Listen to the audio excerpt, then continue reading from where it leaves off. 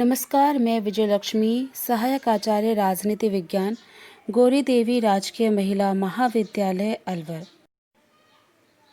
और आज इस वीडियो में हम जानेंगे दक्षिण एशियाई क्षेत्रीय सहयोग संगठन south Asian association for regional cooperation के बारे में, जिसे हम सार्क या दक्षेश के नाम से भी जानते हैं।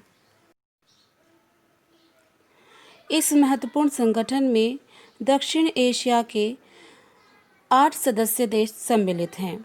अफगानिस्तान, बांग्लादेश, भूटान, भारत, मालदीव, नेपाल, पाकिस्तान और श्रीलंका। वर्तमान में सार्क के 9 पर्यवेक्षक सदस्य देश हैं: ऑस्ट्रेलिया, चीन, European union, Iran, Japan, Republic of Korea, Mauritius, Myanmar और संयुक्त राज्य अमेरिका। सार्क के गठन में बांग्लादेश के राष्ट्रपति जियाउर रहमान का महत्वपूर्ण योगदान था। सन 1970 में जियाउर रहमान ने दक्षिण एशियाई देशों का एक व्यापार गुट का प्रस्ताव रखा।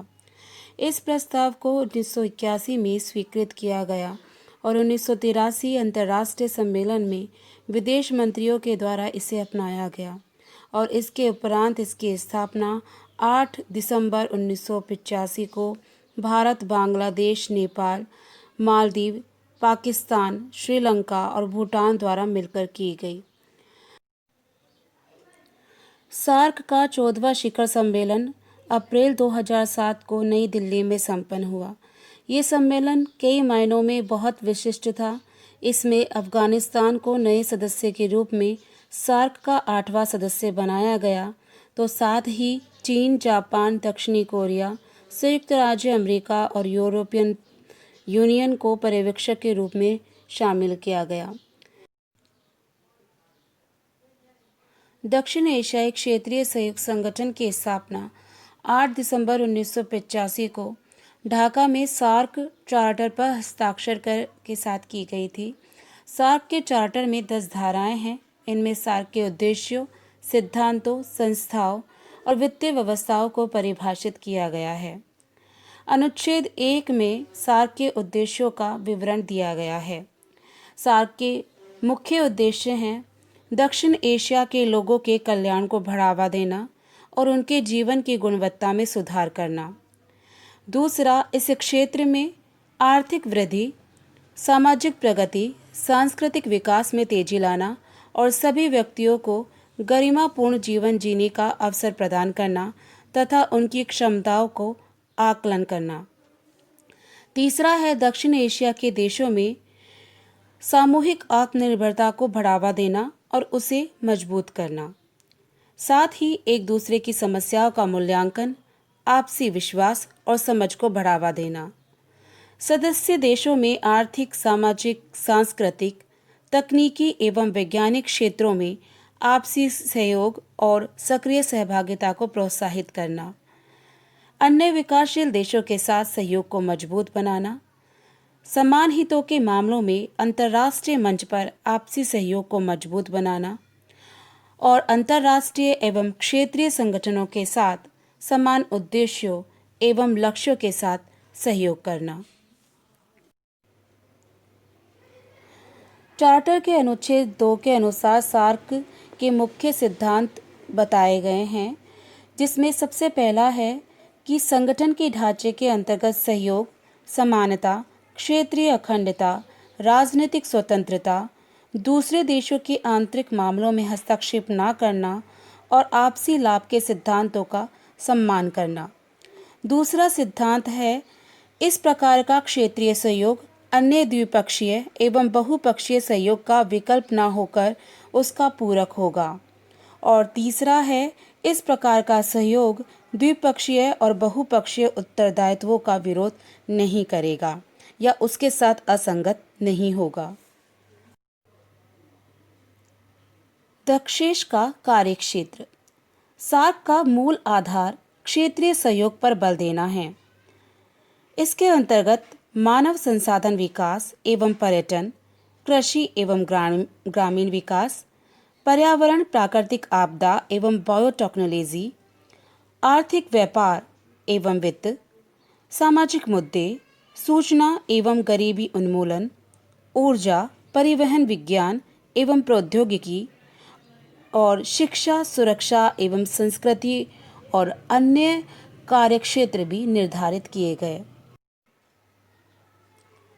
इसके कार्यक्षेत्र में आतंकवाद की समस्या, मादक द्रव्यों की तस्करी और क्षेत्रीय विकास में महिलाओं की भूमिकाओं को भी जोड़ा गया। सार्क के चार्टर के अंतर्गत सार्क की निम्न संस्थाओं का उल्लेख किया गया है। सबसे पहला है शिखर सम्मेलन या राष्ट्र या सरकार के प्रमुखों की बैठक। ये बैठकें आमतौर पर वार्षिक आधार पर शिखर सम्मेलन स्तर पर आयोजित की जाती है। दूसरा है विदेश सचिवों की स्थायी समिति। यह समिति संपूर्ण निगरानी एवं समन्वय का कार्य करती है, प्राथमिकताओं का निर्धारण करती है, संसाधनों को संगठित करती है और परियोजनाओं और वित्त पोषण को मंजूरी देती है। और तीसरा प्रमुख अंग हमारे सामने आता है सचिवालय। सार्क सचिवालय की स्थापना 16 जनवरी 1987 को काठमांडू में की गई थी। इस सचिवालय की भूमिका संगठन की गतिविधियों के क्रियान्वयन हेतु समन्वय और निगरानी, एसोसिएशन की बैठकों से संबंधित सेवाएं, अंतर्राष्ट्रीय संगठनों एवं सार्क के मध्य संचार चैनल के रूप में कार्य करना है। इसके सचिवालय में महासचिव, 7 निर्देशक एवं सामान्य सेवा कर्मचारी सम्मिलित होते हैं। महासचिव की नियुक्ति रोटेशन बेसिस पर मंत्रिपरिषद द्वारा 3 साल के लिए की जाती है। इसके अलावा सार्क का एक बहुत महत्वपूर्ण संगठन है मंत्रिपरिषद, जिसका विवरण अनुच्छेद 4 में दिया गया है। ये सदस्य देशों के विदेश मंत्रियों की परिषद होती है। इसकी विशेष बैठक आवश्यकता अनुसार कभी भी हो सकती है, परंतु 6 माह में एक बैठक होना आवश्यक है। इसके मुख्य कार्य है संघ की नीति निर्धारित करना, सामान्य हित के मुद्दों के बारे में निर्णय करना और सहयोग के नए क्षेत्रों को खोजना। सितंबर 2020 में सार्क काउंसिल ऑफ मिनिस्टर्स की वार्षिक अनौपचारिक बैठक वर्चुअली हुई कोविड-19 की वजह से, जिसके अंतर्गत भारतीय विदेश मंत्री एस जयशंकर ने हिस्सा लिया। अभी तक सार्क के 18 शिखर सम्मेलन हुए हैं। 18वां शिखर सम्मेलन 2014 को काठमांडू, नेपाल में हुआ था और 19वां इस्लामाबाद, पाकिस्तान में प्रस्तावित था, लेकिन पाकिस्तान के आतंकवादी रुख के कारण ये संभव नहीं हो सका और भारत ने पाकिस्तान के इस्लामाबाद में होने वाले दक्षिण सम्मेलन में हिस्सा लेने से इनकार कर दिया। सार्क के विशेष निकायों में सबसे पहला हम नाम लेते हैं सार्क विकास फंड का, SDF का, जिसका प्राथमिक उद्देश्य सामाजिक क्षेत्र में सहयोग आधारित परियोजनाओं का वित्त पोषण करना है, जैसे कि गरीबी उन्मूलन और विकास आदि। SDF का शासन सदस्य देश के वित्त मंत्रालय के प्रतिनिधियों से गठित एक बोर्ड द्वारा किया जाता है।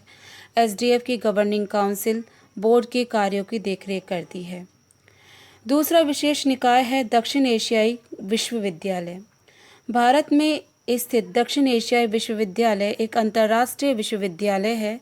दक्षिण एशियाई विश्वविद्यालय द्वारा प्रदान की गई डिग्री और प्रमाण पत्र राष्ट्रीय विश्वविद्यालय या संस्थाओं द्वारा प्रदान की गई संबंधित डिग्री और प्रमाण पत्र के समान होती है। दक्षिण एशियाई क्षेत्रीय मानक संगठन, ये संगठन का सचिवालय बांग्लादेश के ढाका में स्थित है। इसकी स्थापना मानकीकरण और अनुरूपता मूल्यांकन के क्षेत्र में सार्क के सदस्य देशों के मध्य समन्वय और सहयोग बढ़ाने और प्राप्त करने के लिए की गई थी। इसका लक्ष्य वैश्विक बाजार में पहुंच और अंतर क्षेत्रीय व्यापार में सुविधा प्रदान करने के लिए सामंजस्यपूर्ण मानकों का विकास करना है।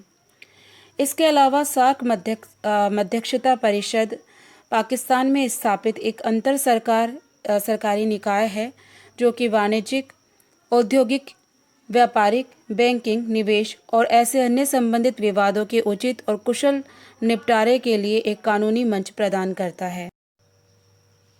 आज के वीडियो में इतना ही। धन्यवाद।